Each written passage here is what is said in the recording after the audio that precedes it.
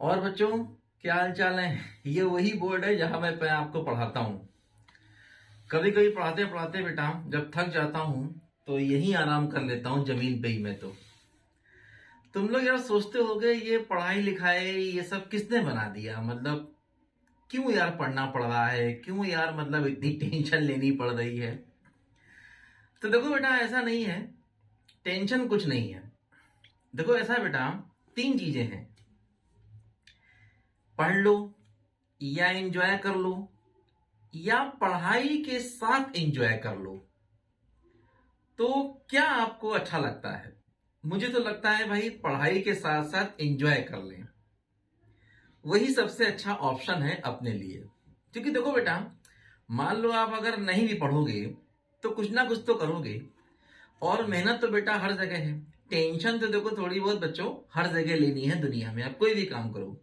और मुझे लगता है ये पढ़ाई लिखाई और इससे रिलेटेड चीजें जो हैं ये सबसे कम टेंशन देने वाली चीजें हैं। तो इसीलिए पढ़ाई लिखाई में इंजॉय करना सीख लो। जैसे मैं देखो वीडियो बनाता हूं, और बहुत जब थक जाता हूं वीडियो बनाते बनाते तो यहीं जमीन पे सो जाता हूं मस्त होकर के।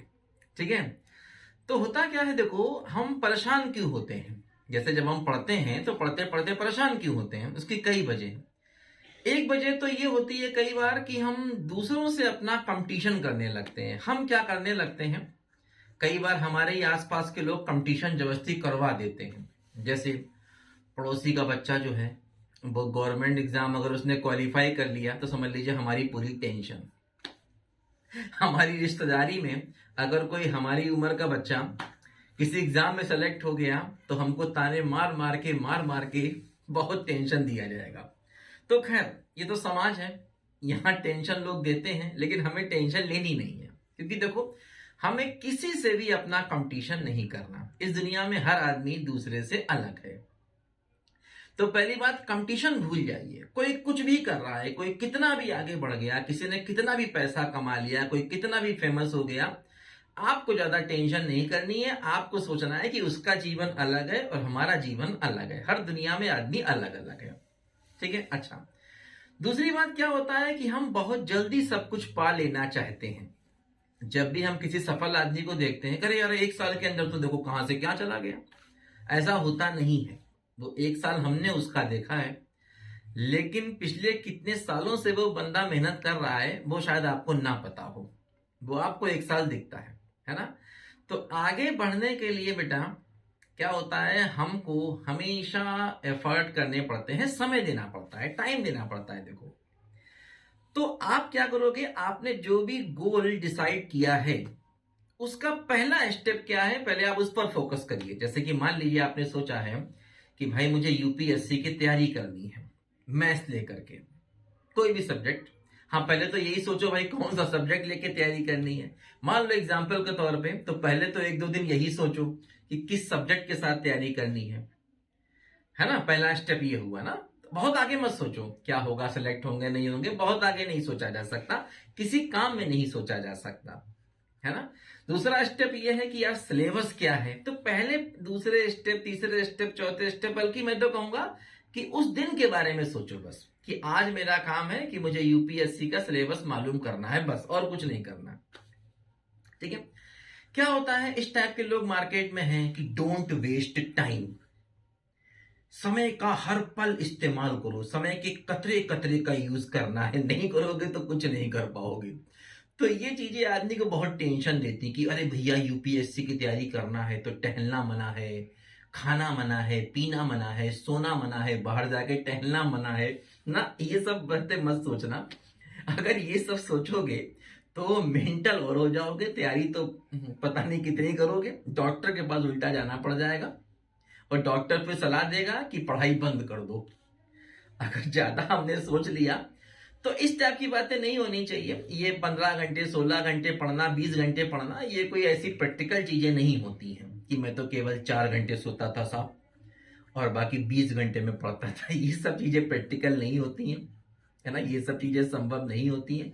आराम से पूरी नींद ले लो, 6 7 8 घंटे जितना तुम्हारी नींद है आराम से पूरी नींद ले लो। और बाकी जो समय है मैक्सिमम अपने हिसाब से। सबकी तरीके अलग अलग हैं। ये नहीं कोई कहते मैं तो 15 घंटे पढ़ता था तो तुम सोचो अरे यार आज तो मैं 12 ही घंटे पढ़ पाया, मैं तो बेकार आदमी हूं। ऐसा नहीं होता है। हो सकता तुम 8 घंटे पढ़ के ही क्वालिफाई कर दो, ऐसा कुछ नहीं होता। किसी के कहने पे कभी नहीं जाना चाहिए। आपका अपना अलग दिमाग है, आपकी अपनी अलग बॉडी। हाँ, एक गोल डिसाइड करके उस तरफ चलने लग जाओ बस।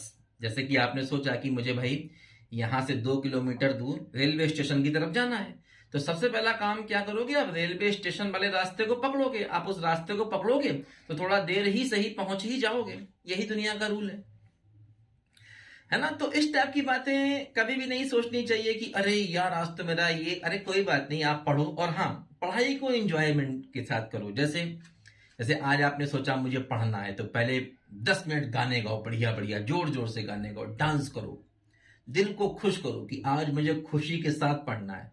पहले तो 5 मिनट डांस करो, जो गाना आया बल्ले बल्ले, खूब बढ़िया बढ़िया तरीके के डांस जो तुम्हें शादियों में करते हो, जो तुमने अपने, है ना, मामा के लड़के की शादी में किया था ना, और वो भी सब लोग आए थे, आई थी, सबने देखा था, वही डांस करना बढ़िया वाला।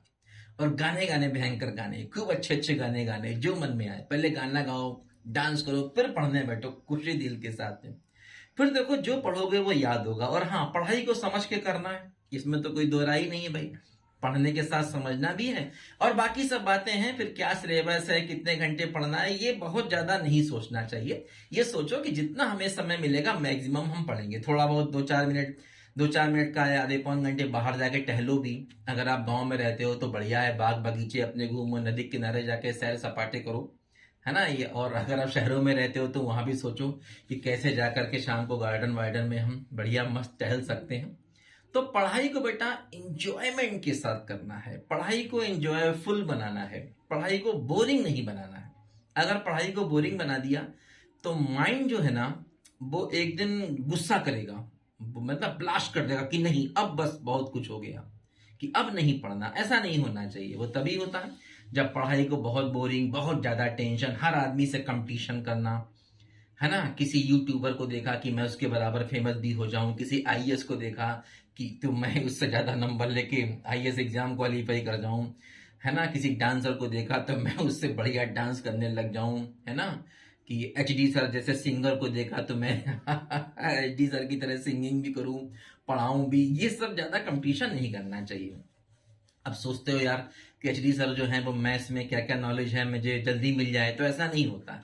एचडी सर को बेटा पढ़ाते पढ़ाते 25 साल से ऊपर होने आ गए आज, है ना। तब एचडी सर आज इस जगह पर पहुंचे हैं कि वो चीजों को पढ़ा लेते हैं, एक्सप्लेन कर लेते हैं, समझा लेते हैं। तो समय देना पड़ता है दुनिया में हर काम को, दुनिया में हर काम को समय देना पड़ता है। लेकिन हाँ, एक बात कन्फर्म है, एचडी सर ने शुरू से ये सोचा था कि उन्हें टीचर बनना है। जब एचडी सर पढ़ाई कर रहे थे तभी मैंने डिसाइड कर लिया था कि भैया मुझे टीचर ही बनना है। तो आज तक जिंदगी में मैंने कोई फॉर्म ही नहीं भरा, आज तक जिंदगी में मैंने कोई एग्जाम ही नहीं दिया, चाहे वो गवर्नमेंट जॉब का ही क्यों ना हो। मैंने सोच लिया था मुझे टीचर बनना हो, प्राइवेट टीचर बनना है ना। मुझे टीचर बनना है, प्राइवेट टीचर बनना। और ऊपर वाले की दुआ से आज मैं आपको बता दूं, कम से कम ये मान लीजिए 70,000 प्लस लोग जो हैं वो हमारे यूट्यूब चैनल से जुड़े हैं, और कम से कम उसमें से 10-15 हजार लोग ऐसे हैं जो टीचिंग भी कर रहे हैं, और उनका टीचिंग के प्रति जो इंटरेस्ट है बेटा वो जागृत हुआ। तो कम से कम 15-20 हजार लोग जो हैं वो रोजी रोटी अपनी कमा रहे हैं। कुछ उसमें से गवर्नमेंट टीचर बन गए, जो गवर्नमेंट टीचर नहीं बन पाए वो प्राइवेट टीचिंग कर रहे हैं और अच्छे पैसे अर्न कर रहे हैं। मुझे बहुत खुशी इस बात की है कि कम से कम मैंने, है ना, 70,000 लोगों में से 15-20 हजार लोग ऐसे हैं जिनमें इंटरेस्ट मैथ्स, क्योंकि बाकी लोग जो ऐसे हैं वो भी पढ़ ही रहे हैं। बाकी 50-60 हजार लोग ऐसे भी तो है ना जिन्होंने मेरे यूट्यूब चैनल से जुड़े हुए हैं, लेकिन बेचारे खुद ही पढ़ाई कर रहे हैं, तैयारी कर रहे हैं, ये भी अच्छी बात है ना। लेकिन हर आदमी के पास अपना एक जॉब है, हर आदमी के पास अपना एक गोल है। लोगों में मैथ्स के प्रति इंटरेस्ट जागृत हुआ है, और वो अपनी अपनी जगहों पर, अपने अपने छोटे शहर में, अपने अपने गांव में बैठ करके बेटा बढ़िया टीचिंग कर रहे हैं और अच्छे पैसे कमा रहे हैं, क्योंकि वो मेहनत करना जानते हैं। उनको मैथ्स में इंटरेस्ट आ चुका है, उन्होंने मैथ्स को इंजॉय बना लिया, लाइफ का एक हिस्सा बना लिया, गणित को इंजॉयमेंट के साथ पढ़ा है।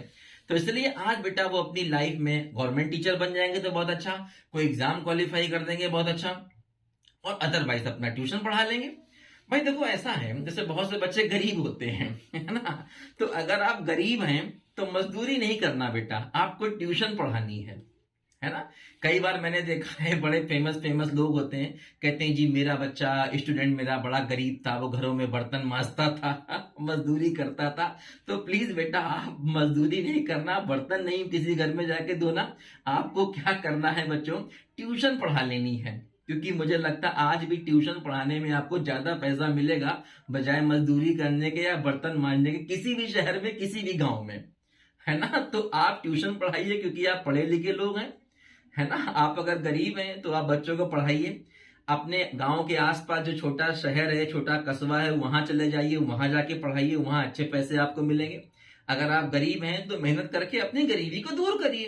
अरे भाई गरीबी ऐसी कौन सी चीज है यार, कौन गरीब नहीं था बताइए। इस दुनिया में ज्यादातर अच्छे अच्छे लोग जो हैं, जो बड़े बड़े लोग हैं, किसी फील्ड में जाइए वो सब गरीबी तो थे ना भाई, लेकिन अपनी गरीबी दूर करी ना, अपना रोना नहीं रोया ना गरीबी का, गरीबी की दूर करी। गरीबी की दूर करने का तरीका क्या है, मेहनत करो। आप पढ़े लिखे लोग हो तो आप ट्यूशन पढ़ाओ, आपके पास मैथ सब्जेक्ट है, मैथ में तो बेटा ट्यूशन की कमी नहीं है, मैं बता दूं आपको।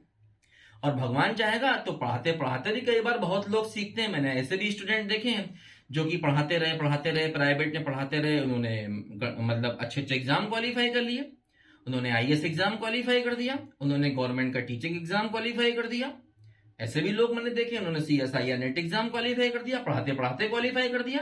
क्योंकि पढ़ाने से भी तो बेटा बहुत कुछ आदमी सीखता है, पढ़ाने से भी तो बहुत से बेसिक क्लियर होते हैं। आप पढ़ा के देखिए, आपके बेसिक बहुत से क्लियर होने लग जाएंगे।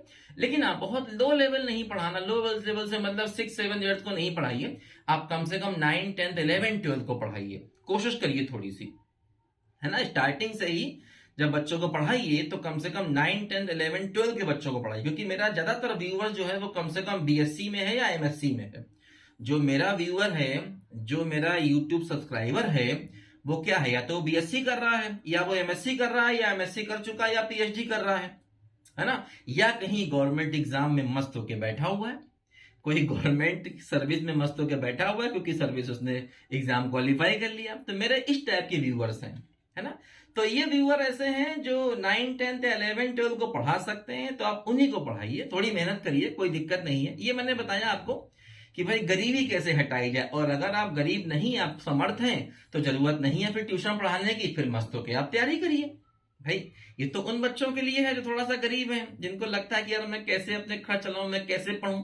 अच्छा कई लोग तो ऐसे हैं जो मैरिड भी हैं, कोई बात नहीं, अगर मैरिड है तब भी आप में आपके पास मेहनत करने के लिए भगवान ने दिमाग दिया है, हौसला दिया है, इंटरेस्ट है आपको मैथ्स में, आप अच्छा कर सकते हैं।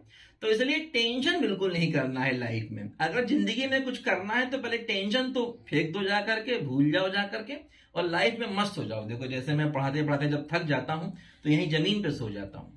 ठीक है बच्चों, चलिए बच्चों मिलेंगे अगले किसी और मुद्दे पर बात करेंगे, तब तक के लिए बाय बाय बेटा, बाय बाय।